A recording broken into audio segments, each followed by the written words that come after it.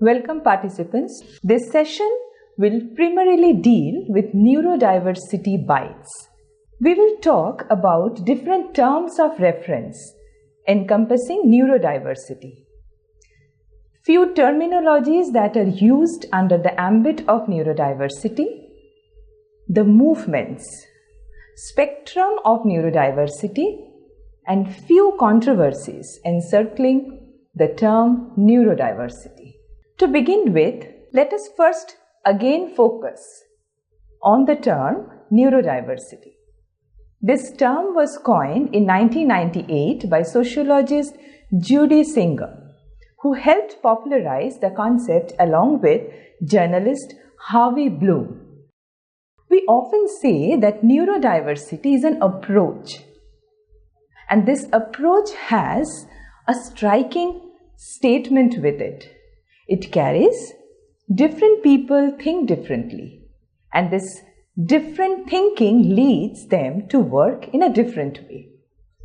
We have seen that information and definition that explain the meaning of neurodiversity includes the neurodiverse movement, neurodivergent, and neurotypical descriptions. It is an approach to learning and disability that argues diverse neurological conditions which are result of normal variations in the human genome. By now, we are well versed with the term neurodiverse.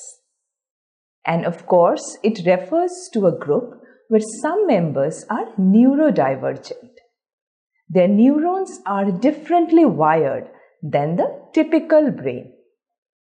Today, neurodiversity is broadly defined as an approach to learning and disability that suggests diverse neurological conditions, as we have already said, and it appeared as a result of normal variation in the human gene or the genome. It advocates, promote support systems. These support systems are inclusion-focused services, some accommodations, communication, and definitely assistive technologies. Also, occupational training and independent living support. These allow those who are neurodivergent to their lives as they are, rather than being coerced or forced to adopt critically accepted ideas of normality or to conform to a clinical ideal. Well, diversity is the spice of life. We see diverse environment, flowers, fruits, animals, all living beings. Even the non-living things are not alike. We see a variety everywhere. So if we put neurodiversity in a very simple term, it comes out as a viewpoint that brain differences are normal rather than deficits. If a brain is differently wired, that doesn't mean it has some deficiency. Neurodiverse people experience, interact with, and interpret the world in unique ways. This concept can help reduce stigma around learning and thinking differences. Having said the simple view on neurodiversity, let us take the neurodiversity stance into some extended viewpoints. Neurodiversity in an extended viewpoint refers to variation in the human brain regarding sociability, learning, attention, mood, and other mental functions in a non-pathological sense. We know that neurodiversity first emerged with autism spectrum disorder. But the conditions of ADHD, dyspraxia, dyslexia, dyscalculia, dysgraphia, Tourette syndrome, anxiety, Mears-Irlen syndrome, hyperlexia, synthesia, anxiety, all these conditions make up neurodiversity. So from being only autism under the umbrella of neurodiversity, it is now a spectrum which comprises of all these conditions and maybe many more. Neurodifferences are recognized and appreciated as a social category on par with ethnicity, sexual orientation, gender, or disability status. As we will be talking on the different terminology which are used as terms of reference under neurodiversity, we come across few words. Rather, we would say these are few terminology that have come into focus. The first one, we choose diffability or differability. The name suggests that it is a combination of different and ability. It is an alternative to the word disability. And this diffability or differability intends to remove the term's negative connotations of disabilities. Whenever we say disabilities, there is a deficiency associated with it, a negative factor associated with it, also which bears a weakness, which bears challenges. So words like diffability or differability carries the weight to strength, opportunities, and also positive mind thinking. Now, what is neurodivergent?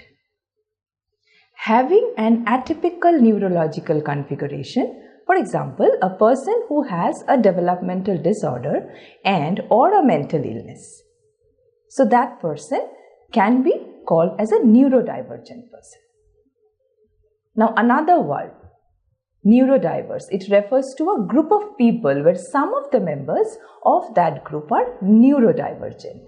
Back to back, the word that is craving, the word neurotypical, often referred to as NT. It is the opposite of neurodivergent, and it means being neurologically typical within the typical average brain of human neurology. So these terminologies like neurodiversity, neurodivergent, neurodiverse, and neurotypical, these terms have come across long way. And with the spectrum and conditions under neurodiversity, we come across some movements which actually brought about the changes, the diffability, the differability, the positive connotations that are being added to this neurodiversity are actually the result of these movements. So the neurodiversity movement, it is a social justice movement that seeks civil rights, equality, respect, and full societal inclusion for the neurodivergent. Dear participants, it is not new for us to include everyone under one space, be it in educational institutions or employment or organizations, anywhere and everywhere. So, neurodiversity movement advocates for this inclusion of the neurodivergent people. Let us cite another example. The Autism Rights Movement, also known as ARM, A-R-M, is a social movement within the neurodiversity movement that encourages autistic people, their caregivers, and society to adopt a position of neurodiversity, accepting autism as a variation in functioning rather than a mental disorder to be cured. So we are coming out of the scale of disability, of disorder, and getting into the stance of positivity, acceptance.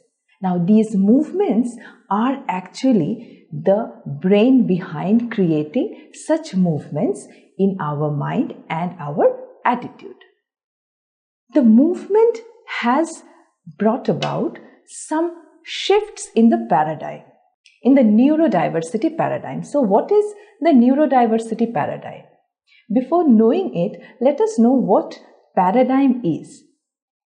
The Oxford English Dictionary defines the basic meaning of the term paradigm as a typical example or pattern of something, or it is simply a pattern or model. We all know the historian of science, Thomas Kuhn. He gave a contemporary meaning of paradigm when he adopted the word to refer to the set of practices that define a scientific discipline at any particular period of time. So, we have come across different structure, different models of neurodiversity, thinking models. Right now, we are into a spectrum, into various conditions that accomplish neurodiversity, and the paradigm has shifted. How does this paradigm shifted? The neurodiversity paradigm is said to have been initially embraced by people on the autism spectrum, as we have already mentioned. However, subsequent groups have applied the concept to conditions such as bipolar, ADHD, schizophrenia, schizoaffective, sociopathy, circadian rhythm disorders, developmental speech disorders, Parkinson's disease, dyslexia, dyspraxia, dyscalculia, dysnomia, intellectual disability, obsessive compulsive, Tourette syndrome, and many more. So we can see how the neurodiversity paradigm has shifted from a single condition, autism, to number of conditions. So it is now a spectrum. The paradigm has changed. With the changing scenario in neurodiversity and the minds of the people, as we are eyeing towards the good practices to include, to subsume the entire neurodiversity community so that there exists no line of difference, just as the inclusion philosophy advocates. There are some controversies behind this. The neurodiversity paradigm is controversial in autism advocacy. How? The dominant paradigm is one which pathologizes human brains that diverge from those considered typical. From this perspective, these brains have medical conditions which should be treated, and that is accepted. Well, a common criticism is that the neurodiversity paradigm is too widely encompassing and that its conception should exclude those whose functioning is more severely impaired. On the other hand, autistic advocate and interdisciplinary educator Nick Walker, he offers the distinction that neurodivergences refer specifically to pervasive neurocognitive differences that are intimately related to the formation and constitution of the self, in contrast to medical conditions such as epilepsy. So there is no point of treating them as pathological conditions. Where we have already spoken about little bit of accommodations, inclusionary practices which can embrace neurodiversity to the common platform.